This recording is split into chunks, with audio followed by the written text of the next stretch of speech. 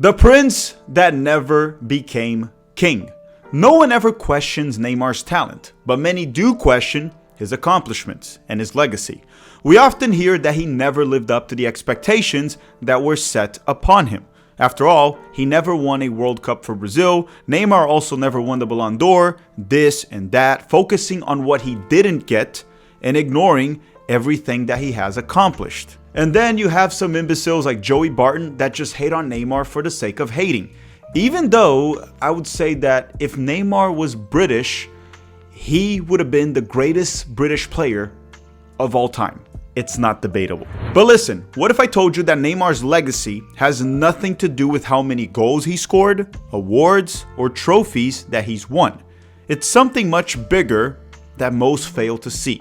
Today, I want to give you a completely different perspective of Neymar's legacy.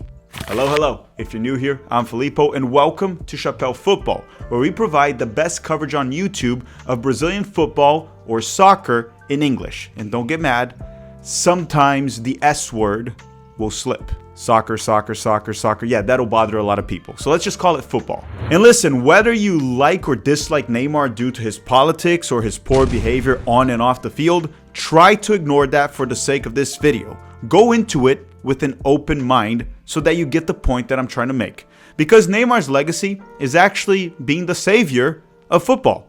And it should make sense to you by the end of the video, but he's not really a hero. I think it's fair to call Neymar the Dark Knight of football. Now, before we start, let me know your ranking of the best Brazilian players of all time. Where does Neymar rank? Is he a top 5 best Brazilian player of all time? Top 10? Top 20? Or not even that? Let me know in the comment section down below. And don't forget to hit the like button and subscribe to the channel. We've been growing quite fast thanks to you. So if you could help us by subscribing and hitting the like button right now, I would appreciate it. With that said, let's roll the intro and start the episode. So when we talk about Neymar's legacy and why many see it as a failure, you have to go all the way back to when he started off his career. Brazil was coming off a tremendous generation with Ronaldo, Ronaldinho, Rivaldo, Roberto Carlos, and even Kaká's career was, leaning towards the end. Kaká was going towards the end, but all these guys that I listed, it was pretty much over. So Neymar was the star that would carry the future generation, win a World Cup, a Ballon d'Or, and lead some big European club to glory by winning the Champions League. None of that really happened. Then again, let's be real, winning the Ballon d'Or with those two freaks around, it ain't easy. By freaks, I mean Messi and Cristiano Ronaldo. Now listen, Neymar did win the Champions League under Messi's Barcelona, and then he failed to win the Champions League while leading PSG. Which, by the way, PSG literally just won the Champions League without Neymar. Like just now. They literally won it. That's not a good look for Neymar. Or Mbappe. And honestly, even Messi. And despite being incredible for Brazil, he never won a World Cup for them as well. Maybe he'll get it done in the 2026 World Cup, but at the moment, it seems unlikely that Neymar will lead Brazil to glory next year. So I fully get it. Why many see Neymar as a legacy of failures. But it really isn't. I would argue that only Messi and Ronaldo from this generation have a bigger legacy. I want to also make the case that Neymar has the most important legacy of them all. The legacy of actually saving football, preserving the entertainment aspects of the game while still being incredibly effective on the field. Let me explain. The 2010s became an era of robotic and efficient players. A portion of that is on Pep Guardiola and his influence with positional play and trying to micromanage players like robots. And I get it, it works. But part of that killed the essence and the soul of the game. Something many always refer to as jogo bonito. And understand that jogo bonito is not just a style of play. It's a philosophy. It's a way of playing football where the player expresses himself through creativity, footwork, flair, technical ability, and even goal celebrations. It's art. It's entertainment. It's everything that you want to see in a football match. And that is something that the game has very much lacked in the 2010s, as everything became about efficiency, tactics, and advanced analytics like the XG or expected goals. Now listen, this is not me bashing the efficient players like Cristiano Ronaldo, Messi, Mo Salah, Lewandowski, and many others, and I'm also not bashing Pep Guardiola. Everything they've done works. They're incredibly successful, and there are beauty aspects to the way they approach and see the game, on top of it being extremely effective and a formula for success. I'm not bashing that. What I'm complaining about is the entertainment aspect of the game, where the players very often have looked like robots on the field. It looks like someone is just like controlling them from the PS5. So looking back in the 2010s, we saw players like Messi, Ronaldo, Mo Salah, Lewandowski that I have already mentioned, and many others all stand out tremendously. And these are guys that are not known for jogo bonito, but they're very effective, very efficient, and they get the job done. They win you trophies. I mean, Messi and Ronaldo are among the best players of all time. We also saw boring yet efficient national teams be successful, like Spain in 2010 and even 2012, Germany in 2014, and honestly, even France in 2018, mainly focusing on counterattacks and efficiency. Again, it worked. So what can I say about it? And it makes sense that they would influence future generations, as it was a formula for success. And that is why coaches would focus on developing players with that mindset and style of play, trying to micromanage everything. And that is why we get players recently like Kylian Mbappe, Erling Haaland, and honestly, even Vinicius Jr., despite having most of his development in Brazil, when he plays, he's very much robotic in my opinion, kind of like European players. However, there was one player in the 2010s that stood out for his flair, ability on the ball, creativity, and efficiency. A player that still has the essence of jogo bonito while still being incredibly effective on the field. A player that also has become a player's favorite. And that player's name is Neymar.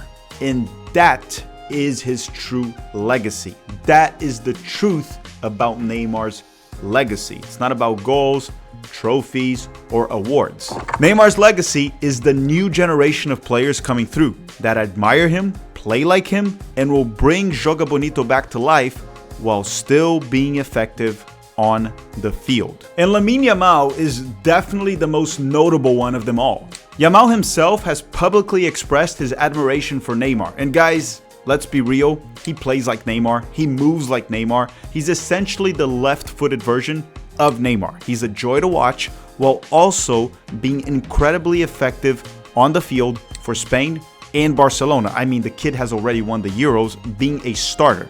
Yamal has been extremely successful, and that will inspire other young players to go the same route and play this way. And that's what this game is all about. But it's not just Lamine Yamal. Desiree Doué just won the Champions League with PSG, while also putting a show on the pitch.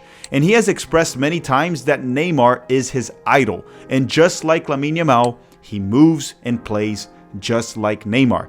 Estevão, probably the most promising player in Brazil currently that plays for Palmeiras. He's been incredible for Palmeiras, is also a joy to watch.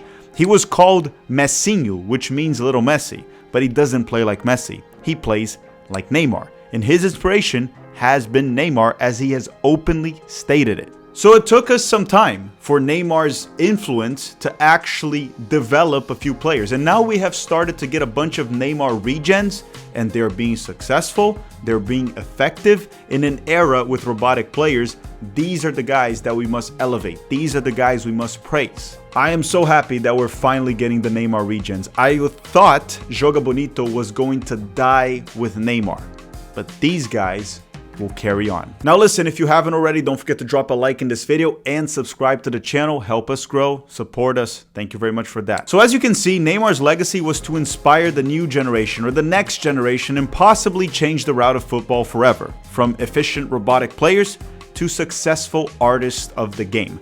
After all, Yamal already led Spain to an Euro, and Doué has already helped PSG win their very first Champions League. Estevão has been incredible for Palmeiras, putting up better numbers than a young Neymar in Brazil. My point, Neymar's legacy was to bring back Jogo Bonito players. Something not even Ronaldinho could do, but somehow it seems like Neymar did. And that is his legacy.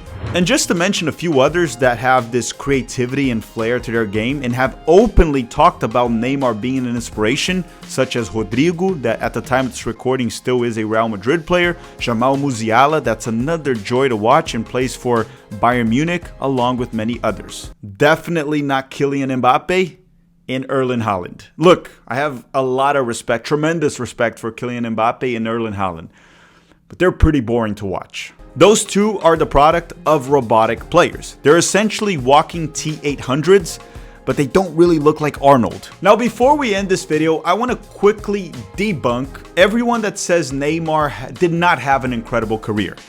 And if you are one of those, I'm sorry. Not really. I'm not really sorry at all. Which, by the way, his career ain't over, but let's assume he doesn't accomplish anything else. His career was still quite remarkable. I mean, he could still help Santos come back from the dead, and maybe he can still play a role for Brazil in the 2026 World Cup, but let's assume he doesn't accomplish anything else. He still won a Copa Libertadores with Santos as the main guy. That is the Champions League of South America. He also won the UEFA Champions League with Barcelona, playing a key role in coming in clutch during the knockout rounds. He scored in every single game from the quarterfinals beyond that season for Barcelona in the Champions League. He scored 7 goals in the last 5 games of that Champions League, helping Barcelona lift the trophy.